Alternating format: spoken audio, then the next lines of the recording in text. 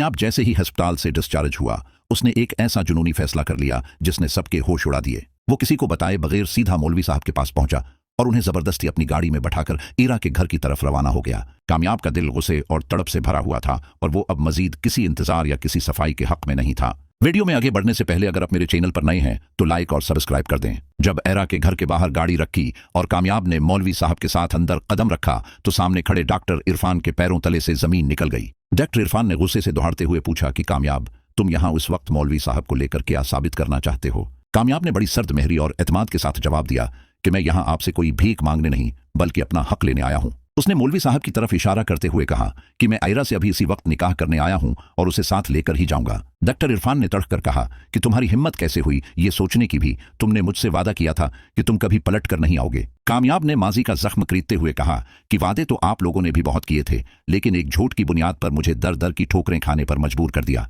कामयाब ने कहा कि मैं तब भी सच्चा था और आज भी सच्चा हूं। आपकी बेटी मुझसे मोहब्बत करती है और मैं उसे किसी और का नहीं होने दूंगा। शोर सुनकर ईरा अपने कमरे से बाहर आई और सामने का मंजर देखकर उसकी आंखें हैरत से फैल गईं कि कामयाब इस हद तक गिर जाएगा। कामयाब ने ईरा का हाथ पकड़ने की कोशिश की और कहा कि देखो ईरा, मौलवी साहब आ चुके हैं, अब किसी की बात मत सुनो और मेरे साथ निकाह करो। ईरा ने एक झटके से अपना हाथ छुड़ाया और अपने बाप की तरफ देखा, जिनकी आंखों में जल्लत और दुख के आंसू साफ नजर आ रहे थे। डॉक्टर इरफान ने भराई हुई आवाज में ईरा से कहा कि ईरा, आज फैसला तुम्हारे हाथ में है, या तो उस शख्स के साथ चली जाओ या अपने बाप की इज्जत रख लो। उन्होंने दो टोक कह दिया कि अगर तुमने आज उसके साथ निकाह किया तो दोबारा कभी उस चौखट पर कदम मत रखना और मेरा मुरा हुआ मुना देखोगी। कामयाब ने ईरा को इकसाते हुए कहा कि ईरा, ये लोग सिर्फ तुम्हें जज्बाती बलीक मैल कर रहे हैं, ये हमारी मोहब्बत के दुश्मन हैं। कामयाब की ये बदतमीजी और उसका ये पागलपन देखकर ईरा का दिल एकदम से उसके लिए खट्टा हो गया और वो चीख पड़ी। ईरा ने रोते हुए कहा कि बस कर दो कामयाब, बहुत हो गया तुम्हारा ये ड्रामा, तुमने मेरी जिंदगी को तमाशा बनाकर रख दिया है। उसने कहा कि मैंने तुम्हें माफ जरूर किया था, लेकिन उसका मतलब यह हरगिज नहीं था कि तुम मेरे घर वालों की इस तरह तजलील करोगे।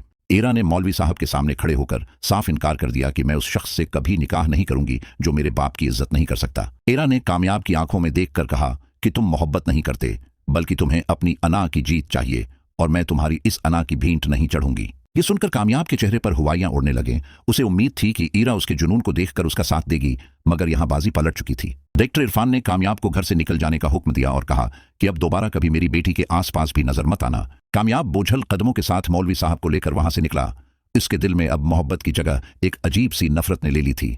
रास्ते भर वो यही सोचता रहा कि ईरा ने सबके सामने उसे ठुकराकर इसकी मर्दाना अना को बुरी तरह कुचल दिया है। घर पहुंचकर कामयाब की मां ने जब ये सब सुना तो वो ईरा के खिलाफ मजीद जहर गलने लगी कि वो लड़की हमेशा से ऐसी ही थी। कामयाब की मां ने कहा कि मैंने तुम्हें पहले ही वार्निंग दी थी कि ईरा तुम्हारी जिंदगी में सिर्फ परेशानियां ही लाएगी, अब देख लिया अंजाम। इधर ईरा अपने कमरे में बंद होकर जार व कितार रो रही है, क्योंकि उसे अपनी बरसों पुरानी मोहब्बत का यह अंजाम देखकर दुख हो रहा है। उसे समझ नहीं आ रहा कि कामयाब जो कभी इतना मुखलिस था, वो अचानक इतना जिद्दी और खुद गरज कैसे हो गया कि उसे किसी की इज्जत का ख्याल न रहा। डॉक्टर इरफान अब ईरा की शादी जल्द अज जल्द कहीं और तय करने के लिए बेचैन है, ताकि कामयाब का साया उनकी जिंदगी से हमेशा के लिए खत्म हो जाए। कामयाब अब अकेला रातों को जागकर इंतकाम के मंसूबे बना रहा है। उसे लगता है कि ईरा ने उसे पूरी दुनिया के सामने रसवा किया है। उसके जहन में अब सिर्फ एक ही बात सवार है कि अगर ईरा मेरी नहीं हो सकती तो मैं उसे किसी और की भी नहीं होने दूंगा। कहानी अब उस मोड़ पर है जहां एक तरफ ईरा का टूटा हुआ दिल है और दूसरी तरफ कामयाब का खतरनाक जुनून। आने वाली अक़सात में हम देखेंगे कि क्या कामयाब कोई ऐसा कदम उठाएगा जो ईरा की जिंदगी में एक नया तूफान खड़ा कर देगा। ईरा के वालिदैन जिस रिश्ते की बात कर रहे हैं, क्या वो कामयाब के शर से बच पाएंगे या एक बार फिर सब कुछ बिखर जाएगा? कामयाब की दादी अब भी उसे समझाने की कोशिश कर रही हैं कि जबरदस्ती से दिल नहीं जीते जाते, लेकिन कामयाब अब किसी की सुनने को तैयार नहीं है। इंतकाम की इस आग में अब कई मासूम रिश्ते जलने वाले हैं और सच्चाई कहीं पीछे रह गई है। ईरा को अब महसूस हो रहा है कि उसकी एक छोटी सी गलत फहमी ने उसे किस कदर गहरी दलदल में धकेल दिया है, जहां से निकलना मुहाल है। कामयाब अब ईरा के घर के बाहर पहरे बैठाने का सोच रहा है, ताकि वो किसी भी कीमत पर ईरा पर अपनी नजर रख सके। ये पागलपन उसे किस अंजाम तक ले जाएगा, ये देखना बहुत ही सनसनीखेज और जज्बाती होने वाला है। नाज़रीन अब इस इंतजार में हैं कि क्या ईरा की जिंदगी में दोबारा कभी सुकून आएगा या वो हमेशा कामयाब के खौफ के साए में जीती रहेगी।